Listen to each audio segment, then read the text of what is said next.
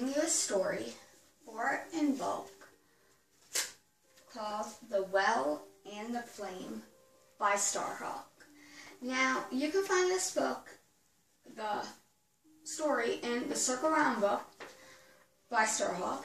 It is a great book for families. It has tons of information about the holidays and about the moon cycles. And even if you don't have kids, it's still very informative and has lots of activities and recipes and such. Alright, let's begin. Circle round and I'll tell you a story. Once there were two children, a sister and a brother, named Bridgit and Alex, who lived in a land where winter brought deep snows and much cold. The children loved to play in the snow and make huge snowmen and dig tunnels in the high banks and have snowball fights. But every year they waited eagerly for Bridget's holiday to come around, for they knew it meant that the days would be getting longer and that someday, soon, spring would come.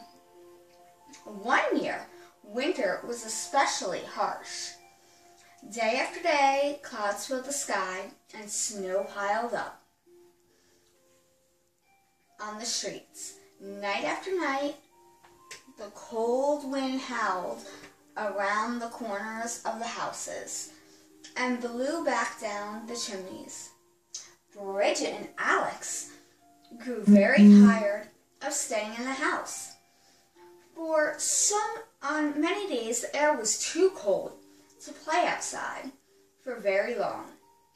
Even when they wore their warmest jackets with wool sweaters underneath and snow pants over their jeans and an extra pair of wool socks in their boots, all of the hoods and scarves and mufflers that they could pat on,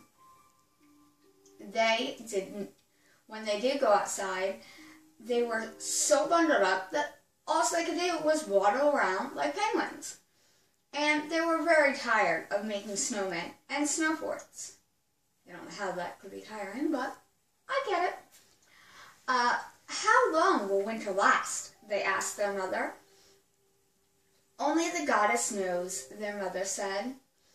Where can we find her to ask her? Bridget said. Their mother smiled.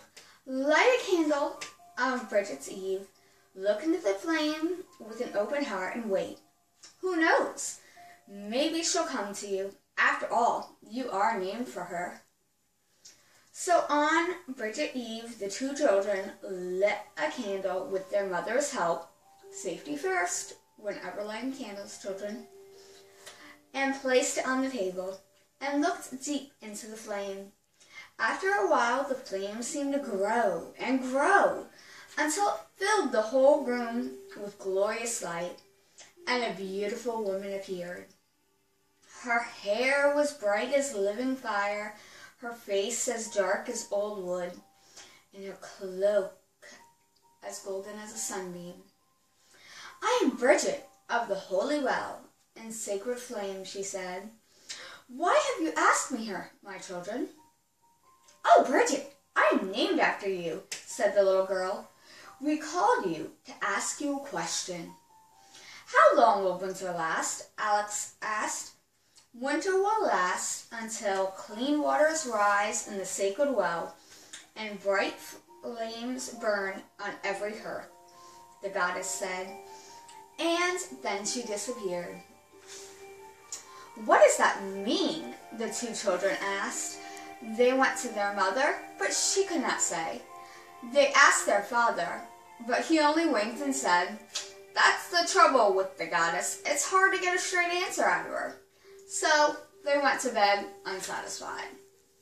The next morning they woke up early and decided that they would go from house to house and in their village and see whether or not every hearth had a burning flame, a warm fire burning, and they would ask everyone if they knew of the sacred well. So they did. They bundled up in their warmest jackets with their wool sweaters underneath and snow pants over their jeans and an extra pair of wool socks in their boots and all of the hoods and scarves and mufflers that they could put on, and went outside. Waddle, waddle, waddle like penguins. And from house to house they went through their village. On every hearth a warm fire burned, and while people were very kind and offered them food and something warm to drink, nobody knew about any sacred well. At last they had visited every house in the village. The only one left was the cottage of Old Man Madog, which lay across the frozen fields, on the very edge of the forest. Nobody liked Old Man Madog. He was crusty and mean and didn't appear to bathe very often. And he was a stranger who had come from far away. When children came near his cottage, he yelled at them and shook his walking stick. And when all the other people in the village were working hard, Old Man Madog sat on his porch, rocking his chair, smoking his pipe. Stay away from him, parents told them. He's a foreigner. He's lazy and dirty and probably dangerous. And the children did. That's not nice. You can't judge people just because of the way they look and because they're from someplace different. Get to know people, give them a chance. By now, the very edge of the village, from the very edge of the village, Bridgit and Alex could see the roof of Old Man Madog's home. There was no smoke coming out of his chimney. Surely the goddess could not have meant that we were supposed to light a fire in his hearth, Alex said. I'm afraid of him. He'll probably yell at us and shake his stick, Bridgit agreed, but still I think we should go and see if he is afire. So they did, wadding through the deep snow that covered the fields so thickly they seemed to be walking in a tunnel as high as their heads. At last, Old Man Madog's house. They came to Old Man Madog's house. The door was closed, and there was no smoke coming from the chimney. Maybe he's not home, Bridgit said. Maybe we should just go away. Let's look in the windows first, Alex suggested. Something my kids definitely would do. They're a little nosy. They peered in the small glass window and saw Old Man Madog lying on his bed. There was no fire in his hearth. Maybe he's sick, Bridgit said. We'd better go in and see. The door was locked, the door was not locked, so they entered the room. It was cold as the cold air outside, dirtier than any room Bridgit had ever seen. Old Man Madog lay on his bed, moaning and shivering with fever. We've got to help him, Bridgit said. She brought him a drink of water, while Alex took old blankets and shook it outside, and then covered the old man. They ran out into the forest and gathered fallen wood until they had a big pile. They lit the fire on the hearth, and soon the room began to warm. They found some potatoes and carrots for a nice hot soup, which totally sounds vegetarian and delicious. And onions in a bag and cooked it up for a nice hot soup. While it was simmering, they cleaned the house and swept the floor and washed the dishes. Finally, Old Man Madog was warm enough to sit up and drink some soup. Pesky children, he said in a gruff voice. I never did like children. Still, I suppose I ought to thank you. That would be polite, Bridgit told him. But we really want to know if you have ever heard of any holy well around here, Alex asked. Holy well, jingle bell, Old Man Madog said. I don't hold with your holy well. The only well I know is that of an old fallen-in well in the woods. It's full of garbage.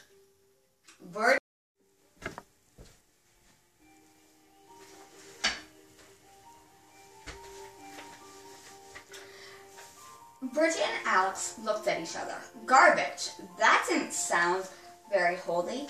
But still, it was the only well anyone had told them about all day. I guess we better go look for it, Alex said. Well, we'll bring in more wood before we go, and when we get home, we'll send our mother and father to take care of you.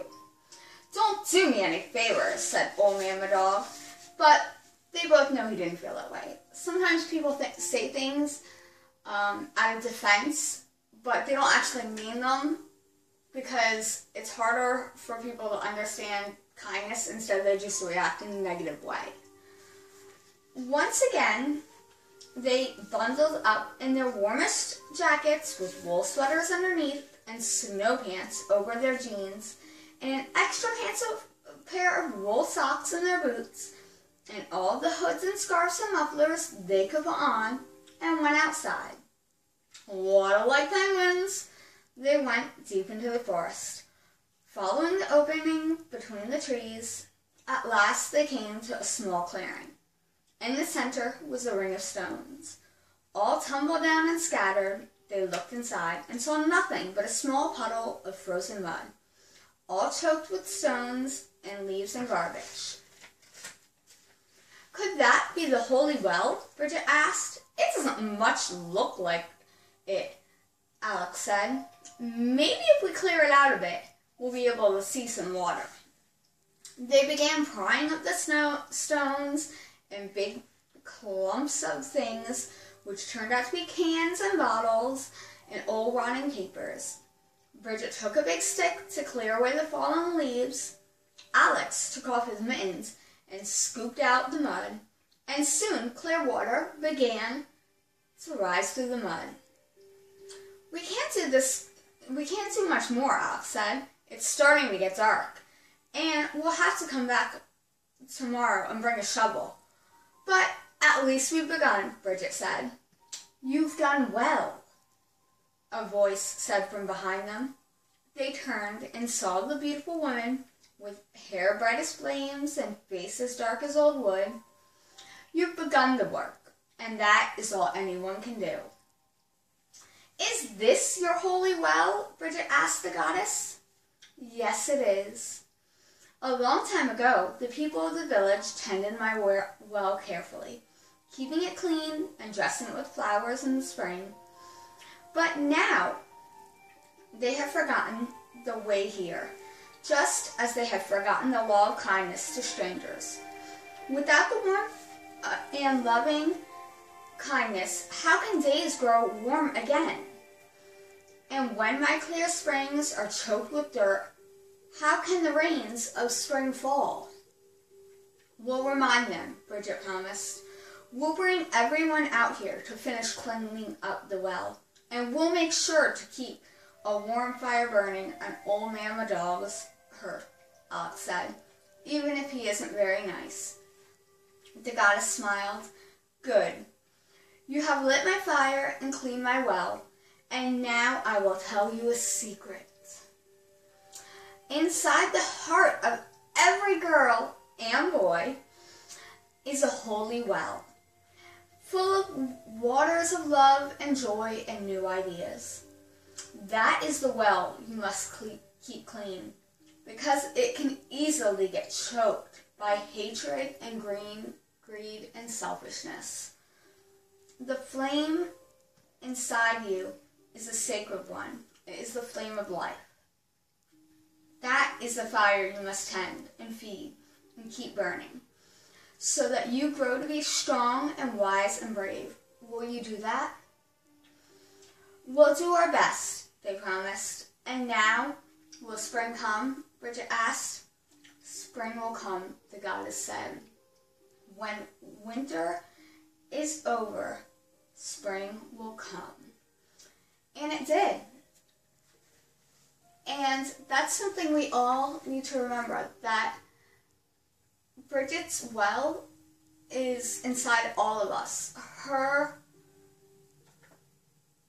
energy and her spirit is inside of all of us. The kindness that needs to keep our well clean, our energy clean, gets dirty with all the muck that is around us, with the negativity, the anger, the frustration, the in a rush to make things better for other people, but you're not also remembering that you need to keep yourself in a positive frame of mind too, because you can't help others if you're in a negative space. So just remember to be kind and compassionate and keep tending to your well, and you'll grow big and strong. This applies to children and definitely to us adults, because we've got a lot of negative swirl around us with the world we live in now. I hope you all have a blessed and bulk, and don't forget to subscribe to my page and give me a thumbs up. Blessed be, and from my magical home tiers, have a great day.